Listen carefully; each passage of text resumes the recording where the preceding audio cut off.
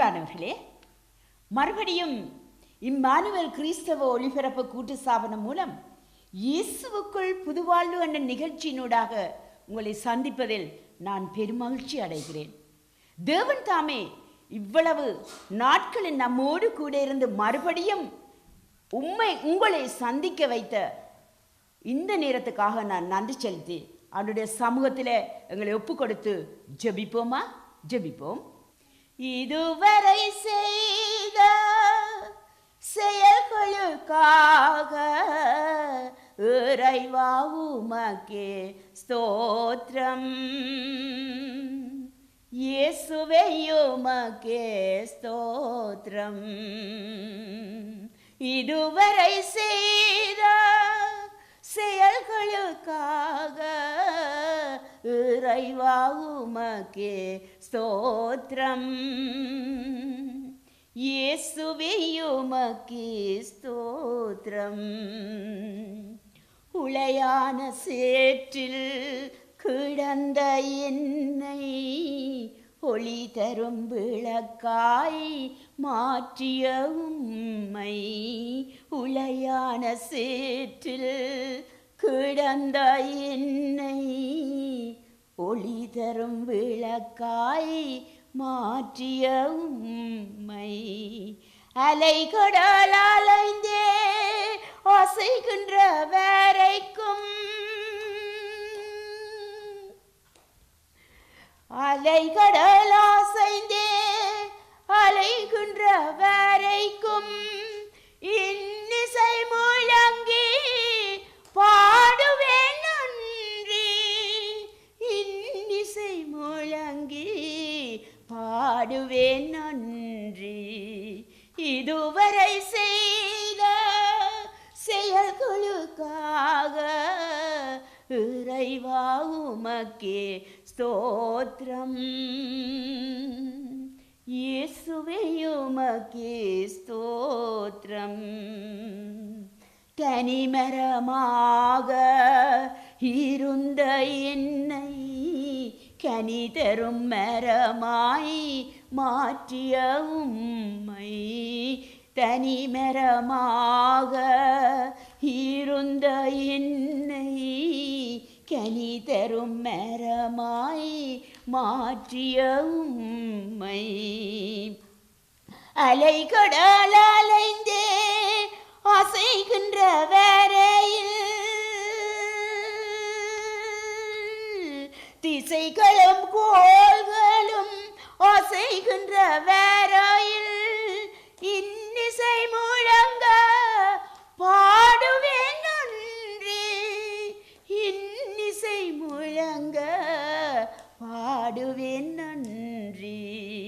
இதுவரை செய்த செயல்களுக்காக இறைவா உமக்கே ஸ்தோத்திரம், இயேசுவே உமக்கே ஸ்தோத்திரம். உம் சித்தம் செய்ய அழைத்தவர் நீரே, சொந்தமாய் என்னை ஏற்றுக்கொண்டீரே. உம் சித்தம் செய்ய அழைத்தவர் நீரே, சொந்தமாய் என்னை ஏற்றுக்கொண்டீரே. வாழ்விலும் தாழ்விலும் சோதனை யாவிலும்,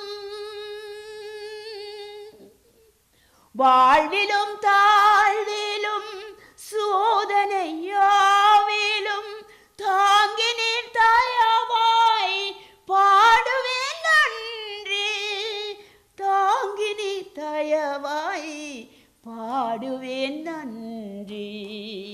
இதுவரை செய்த செயல்களுக்காக இறைவா உமக்கே ஸ்தோத்திரம், இயேசுவே உமக்கே ஸ்தோத்திரம், ஸ்தோத்திரம், ஸ்தோத்திரம், ஸ்தோத்திரம், ஸ்தோத்திரம். ஹல்லேலூயா. வல்லமையாக நம்மை வழிநடத்தி செல்லுங்கள் அன்பு தகப்பனே. இந்த வேளையிலும் கூட கர்த்தாவே, இந்த செய்தியை யார் யார் பார்க்க வேண்டும், யார் உம்முடைய ராஜ்யத்திலே சேர்க்கப்பட வேண்டும் என்பதை நீர் முன்கூட்டியே ஆயத்தம் செய்து வைத்திருக்கிறதற்காக நன்றியோடு துதி செலுத்துகிறோம் அப்பா. இந்த வேளையை முற்றுமாக உம்முடைய கரத்தில் ஒப்புக் கொடுக்கிறேன். நீர் மீட்டுக்கொள்ளுகிற ஆத்துமாக்களுக்காக நன்றி செலுத்துகிறேன். இயேசுவின் நாமத்தில் ஜெபம் கேட்டு நிற்கிறேன் அன்பு தகப்பனே, ஆமென். இந்த நாளிலும் கூட நான் உங்கள் முன்பதாக வைக்க எடுத்துக்கொண்ட மகுடம் அவிவிசுவாசமானது பாவம். அவிவிசுவாசமானது பாவம். அவிவிசுவாசம் என்னும் போது நம் உள்ளத்திலே வருகின்றது என்ன? விசுவாசம் என்றால் நம்பப்படுவதின் உறுதியும் காணப்படாததின் நிச்சயம் என்று சொல்லி எபிரேயர் 1 அதிகாரம் 1 வசனம் அழகாக சொல்லுகின்றது. எனவே விசுவாசம் நம்பப்படுவதின் உறுதியும் காணப்படாதவையின் நிச்சயமாக இருக்குமானால் அவிவிசுவாசம் எப்படியாக இருக்கும்? அது கண்டாலும் நம்பாது, காணாவிட்டாலும் அது நம்பாது. எனவே பூரண நம்பிக்கை என்று அழைக்கப்படும் விசுவாசமானது விசுவாசத்தை நாங்கள் பார்க்கும்போது நம்பிக்கை இல்லாத நிலைமை என்று இந்த இடத்திலே நாங்கள் எடுத்துக்கொள்ளுவோம். இப்படி நம்பிக்கையற்றவர்கள், அவிவிசுவாசம் உள்ளவர்கள் கீழ்ப்படிய மாட்டார்கள். இவர்களிடத்திலே எப்பொழுதும் சந்தேகம், அதாவது ஐமிச்சம் இருந்து கொண்டே இருக்கும். எனவே அவிவிசுவாசம் எங்கேயோ அங்கே ஐமிச்சம், கீழ்ப்படியாமை, சந்தேகம் போன்றவைகள் இப்படிப்பட்டவர்களுடைய உள்ளத்தை ஆட்கொண்டு விடுவதை நாங்கள் காணக்கூடியதாக இருக்கின்றது. இன்றைய நாட்களில் நாங்கள் பார்ப்போமானால் இந்த அவிவிசுவாசத்தினாலே, இந்த நம்பிக்கையற்ற நிலையினாலே, இந்த ஐமிச்சமான குணங்களினாலே எத்தனையோ குடும்பங்கள் உலகத்திலே பாதிக்கப்பட்டிருக்கின்றதை நாங்கள் காணக்கூடியதாக இருக்கின்றது. எத்தனையோ நல்ல விடயங்களை பெற்றுக்கொள்ள முடியாத படிக்கு இழந்து விடுகிறதை நாங்கள் காணக்கூடியதாக இருக்கின்றது. எனவே நாங்கள் இந்த அவிவிசுவாசமானது நம்முடைய வேதம் இந்த அவிசுவாசத்தை குறித்து எப்படி கண்டிக்கின்றது என்பதை நாங்கள் சிறிது நேரம் ஆராய்ந்து பார்ப்போம்.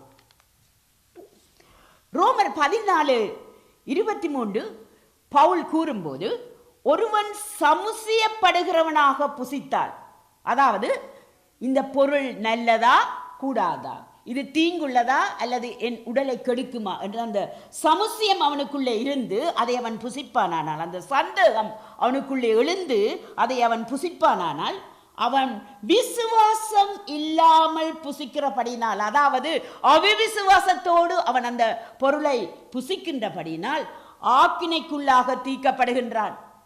பாருங்கள், வசனம் எப்படியாக சொல்கிறது?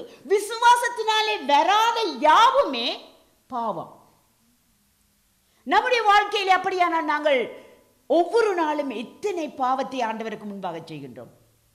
எது எடுத்தாலும் நமக்குள்ளே அவிவிசுவாசம், எது எடுத்தாலும் நமக்கு நம்பிக்கையற்ற நிலை, எது எடுத்தாலும் நமக்குள்ளே ஒரு ஐமிச்சம், எது எடுத்தாலும் நமக்குள்ளே ஒரு ஏறு மாறான சிந்தனைகள். இவை அனைத்தும் எதற்கு அடிப்படையாக இருக்கின்றது? நமக்குள்ளே இருக்கும் அவிவிசுவாசத்தை இது வெளிப்படுத்துகிறதாக இருக்கின்றது. எனவேதான் இங்கே சொல்லப்படுகின்றது, விசுவாசத்தினாலே வராத யாவுமே பாவம். அப்போஸ்தலனாகிய பவுல் தீத்துவுக்கு எழுதும்போது இவ்வனமாக எழுதுகின்றார். 1 அதிகாரம் 15 வசனத்தில், சுத்தமுள்ளவர்களுக்கு சகலமும் சுத்தமாயிருக்கும். ஹல்லேலூயா. சுத்தமுள்ளவர்களுக்கு சகலமும் சுத்தமாக இருக்கும், அசுத்தமுள்ளவர்களுக்கும் அவிவிசுவாசம் உள்ளவர்களுக்கும் ஒன்றுமே சுத்தமாயிருக்காது.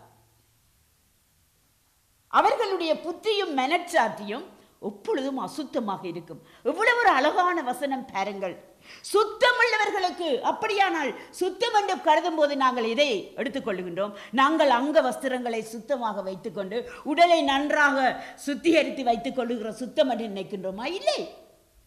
நம்முடைய அகம் சுத்தமாக இருக்கும்போது, நம்முடைய உள்மனம் சுத்தமாக இருக்கும்போது, நம்முடைய இருதயமானது சுத்தமாக தேவனோடு இணைந்து அந்த ஒளியிலே பிரகாசமாக இருக்கும்போது எல்லாமே நமக்கு சுத்தமாக இருக்கின்றது. அல்லேலூயா.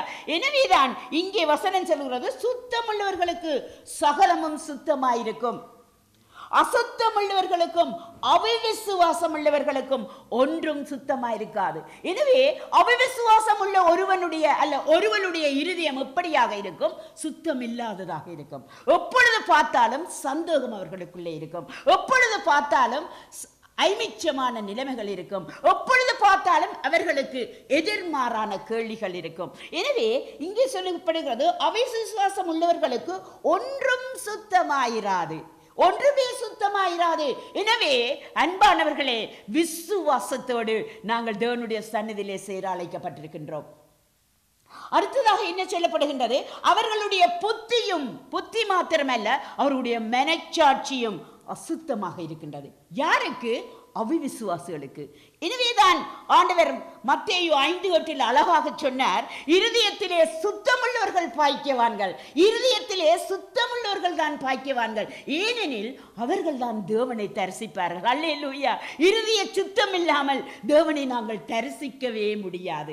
இருதய சுத்தமில்லாதவர்கள் தேவனுடைய பிரசன்னத்தை அனுபவித்துக் கொள்ளவே முடியாது. இருதய சுத்தமில்லாதவர்கள் தேவனுடைய பரிசுத்த வசனங்களை அறிந்து கொள்ள முடியாது. இருதய சுத்தம் இல்லாதவர்கள் தேவனுடைய வசனத்தை ருசிக்க முடியாது. தேவனை தரிசிக்க வேண்டுமானால் இருதயம் சுத்தமுள்ளதாக இருக்க வேண்டும். எனவேதான் ஆண்டவர் மலைப்பிரசங்கத்திலே அழகாக சொன்னார், 5:8 மத்தேயு 5:8 அழகாக, இருதயத்தில் சுத்தமுள்ளவர்கள் தான் பாக்கியவான்கள். எந்த விஷயத்திலே அவர்கள் பாக்கியவான்கள்? அவர்கள் தேவனை தரிசிப்பார்கள். அல்லேலூயா. அந்த தேவன் நம்மோடு இருப்பாரானால் உலகத்திலே நமக்கு வேறொன்றும் நமக்கு நிகராக முடியாது. அல்லேலூயா. அடுத்ததாக நாங்கள் பார்ப்போமானால் வெளிப்படுத்தல் 21:8 நாங்கள் வாசிக்க கேட்போமா?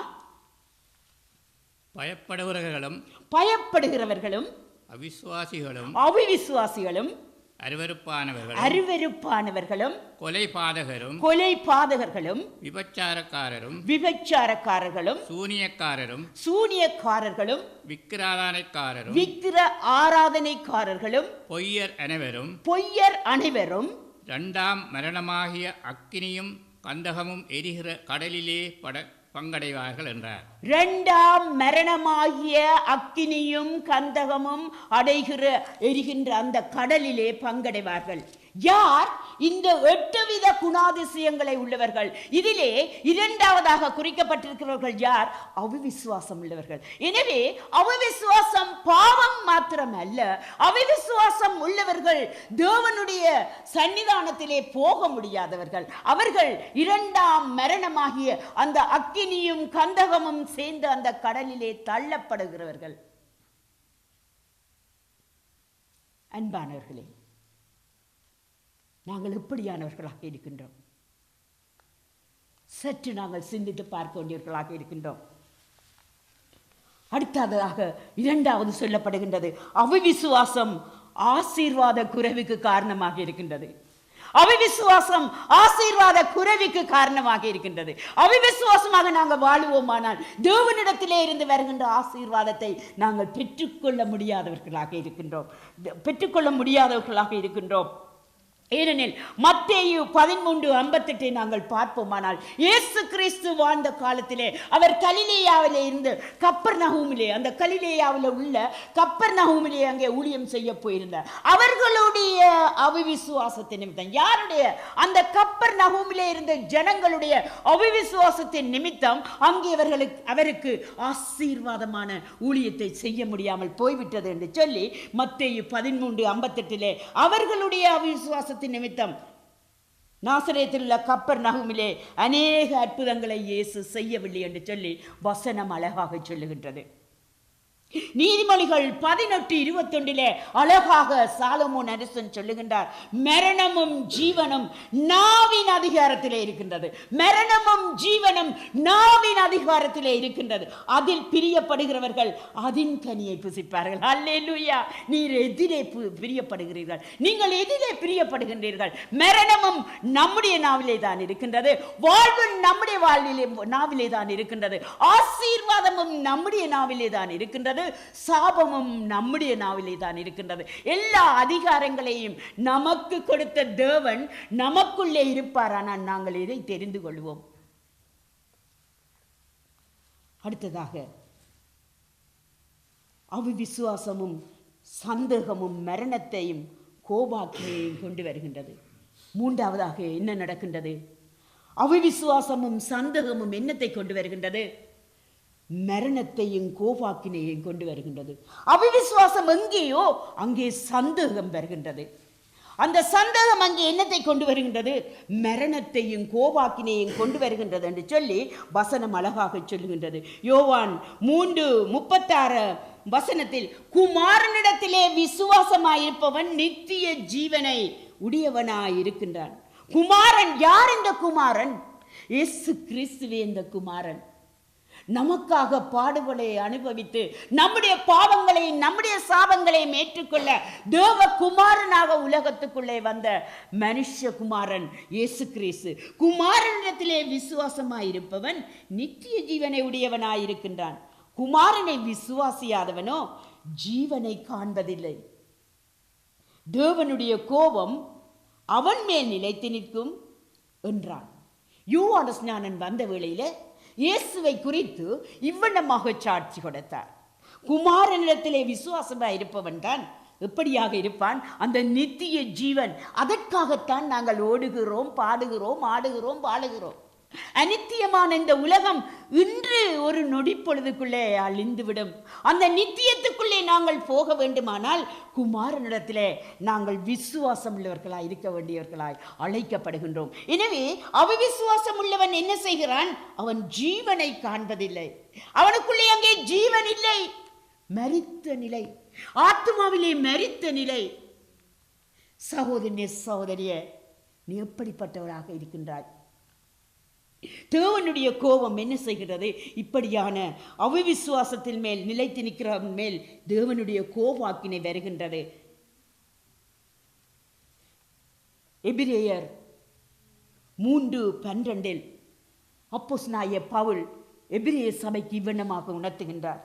சகோதரரே, ஜீவனுள்ள தேவனை விட்டு விலகுவதற்கு ஏதுவான அவிசுவாசம், ஜீவனுள்ள தேவனை விட்டு விலகுவதற்கு ஏதுவான அவிசுவாசம் உள்ள பொல்லாத இருதயம் உங்களில் ஒருவனுக்குள்ளும் இராதபடி நீங்கள் எச்சரிக்கையாக இருங்கள். அல்லேலூயா. ஜீவனுள்ள தேவனை விட்டு விலகுவதற்கு ஏதுவான அவிசுவாசம் உள்ள பொல்லாத இருதயம் உங்களில் ஒருவனுக்குள்ளும் இராதபடிக்கு நீங்கள் எச்சரிக்கையாயிருங்கள் என்று சொல்லி அப்போஸ்தலனாகிய பவுல் எச்சரிக்கின்றார். ஏனெனில் அவிசுவாசி என்ன செய்கிறான்? மரணத்தையும் கோபாக்கினைக்குள்ளும் தள்ளப்படுகிறவனாக இருக்கின்றான். அவிசுவாசிகளும் சந்தேகர்களும் தேவனது இளைப்பாறுதலில் பங்கு கொள்ள முடியாது. நாலாவதாக நாங்கள் என்னத்தை அறிகின்றோம்? அவிசுவாசிகளும் சந்தேகம் கொள்பவர்களும் தேவனது இளைப்பாறுதலில் பங்கு கொள்ள முடியாது. நம்முடைய வாழ்க்கையின் நோக்கம் என்ன? நம்முடைய வாழ்க்கையின் நோக்கம் என்ன? அந்த ஜீவ கிரீடத்துக்காக நாங்கள் ஓடிக்கொண்டிருக்கிற இந்த நாட்களில் அவிசுவாசம் நமக்குள்ளே இருக்குமானால் நாம் எப்படி ஜீவ கிரீடத்தை பெற்றுக்கொள்ள முடியும்? அவிசுவாசி என்ன செய்கிறான்? தேவனின் இளைப்பாறுதலே பங்கு கொள்ள முடியாதவனாக போய்விடுகின்றான். தேவனுடைய ராஜ்யத்துக்கும் அவனுக்கும் பங்கே இல்லை. இதை அழகாக எபிரேயர் 3:15 முதல் 19 வரையான வசனம் நமக்கு அழகாக விளங்கப்படுத்துகின்றது. இதை நாங்கள் வாசிக்க கேட்போமா? இன்று அவருடைய சத்தத்தை கேட்பீராகில். இன்று யாருடைய சத்தம்? தேவனுடைய சத்தத்தை கேட்பீர்களாகில். கோபமூட்டுதலில் நடந்தது போல உங்கள் இருதயங்களை கடினப்படுத்தாதிருங்கள். கோபம் ஊற்றும் நாளிலே நடந்தது போல உங்கள் இருதயங்களை கடினப்படுத்தாதீங்கள். இன்று இந்த செய்தியை நீங்கள் கேட்டுக்கொண்டிருப்பீர்களானால், தேவன் உங்களோடு பேசுவாரானால், அவருடைய சத்தத்துக்கு கீழ்ப்படுகிறவர்களாக இருங்கள். அவருடைய சத்தத்துக்கு கீழ்ப்படுகிறவர்களாக இருங்கள். உங்கள் இருதயங்களை கடினப்படுத்தாதீங்கள். மிகுதியை வாசிக்க கேட்போம் என்று சொல்லி இருக்கிறதே. கேட்டவர்களில் கோபமூட்டினவர்கள் யார்? மோசையினால் எகிப்திலிருந்து புறப்பட்ட யாவரும் அப்படி செய்தார்கள் அல்லவா? மேலும் அவர் 40 வருஷமாய் யாரை அரோசித்தார்? மேலும் அவர் 40 வருஷமாக யாரை அரோசித்தார்? பாவம் செய்தவர்கள் அல்லவா? பாவம் செய்தவர்களே அல்லவா? அவர்களுடைய சவங்கள் வனாந்தரத்தில் விழுந்து போயிட்டே. அவர்களுடைய சவங்கள் வனாந்தரத்திலே விழுந்து போயிட்டே. பின்னும் என்னுடைய இளைப்பாறுதலில் பிரவேசிப்பதில்லை என்று அவர் யாரை குறித்து ஆணையிட்டார்? யாரை? பின்னும் என்னுடைய இளைப்பாறுதலில் பிரவேசிப்பதில்லை என்று அவர் யாரை குறித்து ஆணையிட்டார்? கீழ்ப்படியாதவர்களை குறித்தல்லவா? கீழ்ப்படியாதவர்களை குறித்தல்லவா? இப்படியான அவிசுவாசிகள் கீழ்ப்படியாதவர்களை குறித்தல்லவா? ஆதலால் அவிசுவாசத்தினாலே அவர்கள் அதில் பிரவேசிக்க கூடாமல் போனார்கள் என்று பார்க்கிறோம். ஆதலால் அவிசுவாசத்தினாலே அவர்கள் அதில் பிரவேசிக்க கூடாமல் போனார்கள் என்று பார்க்கின்றோம். அல்லேலூயா. சகோதரனே, சகோதரியே, உன்னுடைய விசுவாசம் எப்படியாக இருக்கின்றது? அவிசுவாசி தேவனுடைய ராஜ்யத்துக்குள்ளே பிரவேசிக்க முடியாது. தேவனுடைய ராஜ்யத்துக்குள்ளே அவனுக்கு அங்கே பங்கும் இல்லை, பாகமும் இல்லையாக இருக்கின்றது. இங்கே அன்று வனாந்தரத்தில் மோசையினாலே நடத்தப்பட்டவர்கள், வழிநடத்தப்பட்டவர்கள், அழைக்கப்பட்டவர்கள் சியோனுக்குள்ளே போக முடியாதபடிக்கு என்ன நடந்தது? தேவன் அவர்களை அழித்து போட்டார். நம்முடைய விசுவாசம் எப்படியாக இருக்கின்றது? நம்முடைய விசுவாசம் எப்படியாக இருக்கின்றது? அடுத்ததாக வாசிப்போமானால் 16 மார்க்கு 16:16 இவ்வனமாக சொல்லுகின்றது. விசுவாசம் உள்ளவனாகி ஞான ஸ்நானம் பெற்றவன் ரட்சிக்கப்படுவான், விசுவாசம் இல்லாதவனோ ஆக்கினைக்குள்ளாக தீர்க்கப்படுகிறான்.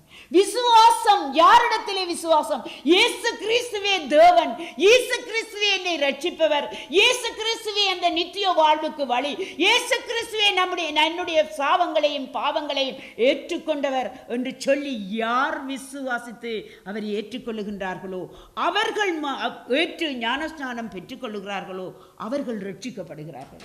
ஹல்லேலூயா. ரட்சிக்கப்படுகிறார்கள். விசுவாசியாதவனோ ஆக்கினைக்குள்ளாக தீர்க்கப்படுகின்றான். நீங்கள் எப்படியான நிலையிலே இருக்கிறீர்கள்? இந்த வேளையிலே 2 தெசலோனிக்கர் 1:7-8-10 வாசிக்க கேட்போமா?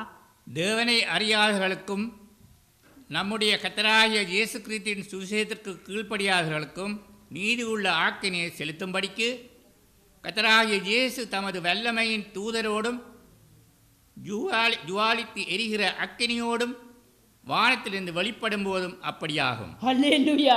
தேவனை அறியாதவர்களுக்கும் நம்முடைய கர்த்தராகிய இயேசு கிறிஸ்துவின் சுவிசேஷத்துக்கு கீழ்ப்படியாதவர்களுக்கும் என்ன நடக்கப்படுகின்றது?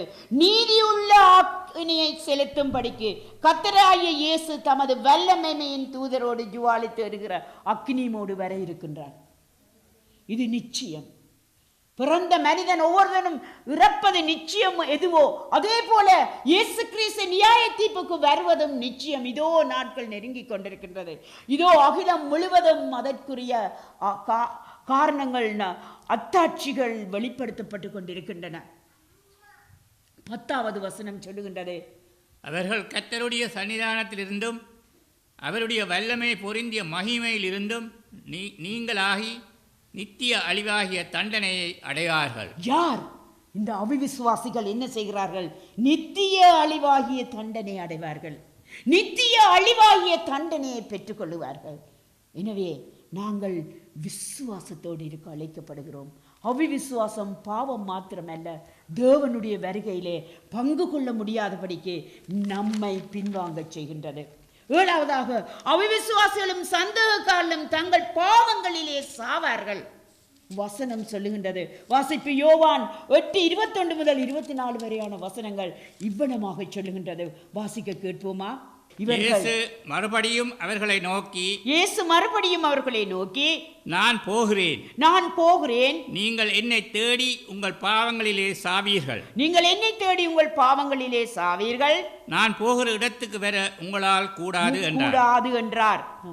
அப்பொழுது யூதர்கள், நான் போகிற இடத்துக்கு வர உங்களால் கூடாது என்கிறானே, தன்னைத்தான் கொலை செய்து கொள்வானோ என்று பேசிக்கொண்டார்கள்.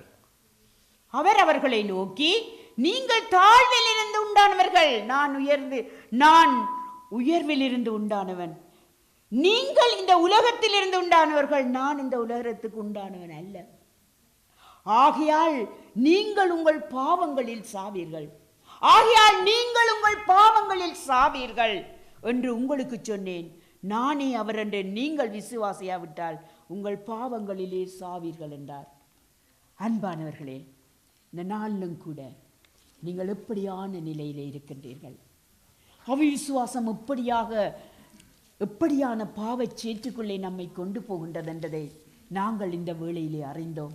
இந்த வேளையிலும் கூட நாங்கள் இந்த நிலையிலே இருக்கிறோம் என்பதை ஆண்டவருடைய பாதத்திலே சமர்ப்பித்து நாங்கள் அவரிடத்திலே இருந்த அந்த விடுதலையை பெற்றுக்கொள்வோமா? ஜெபிப்போம். வல்லமையான இந்த தகப்பனே, நேச பிதாவே, இந்த நாளுக்கும் நீர் உமக்காக ஆயத்தம் பண்ணி வைத்த உம்முடைய ஆத்துமாக்களுக்காக நான் நன்றியோடு துதி செலுத்துகிறேன் அப்பா.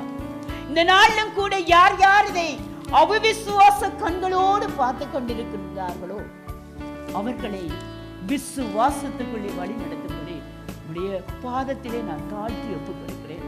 நீ வரும்போது கர்த்தாவே, உம்முடைய ராஜ்யத்திலே இந்த ஜனங்கள் சேர்க்கப்படத்தக்கதாக, ஓ தேவனே, உம்முடைய மகிமையின் பிரவேசத்திலே இவர்களும் மகிமையோடு உம்முடைய கரத்தை பிடிக்கத்தக்கதாக தேவரீர் செய்த இந்த மேலான கிருபைக்காக நன்றியோடு துதி செலுத்துகிறேன்.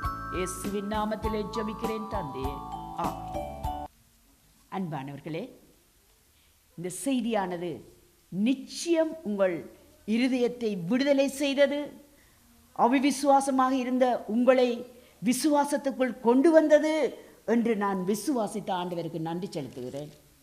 உங்களுக்கு எதுவிதமான கேள்விகளோ ஆய்மிச்சங்களோ ஜெபத்தேவைகளோ இருக்குமானால் இங்கே கீழ்காணும் தொலைபேசியினோடு நீங்கள் தொடர்பு கொள்வீர்களானால் எந்த வேளையிலும் நாங்கள் உங்களுக்காக ஜெபிக்க ஆயத்தமாயிருக்கின்றோம். மறுபடியும் உங்களை சந்திக்கும் வரை தேவன் தாமே உங்களோடு கூட இருப்பாராக. ஆம்.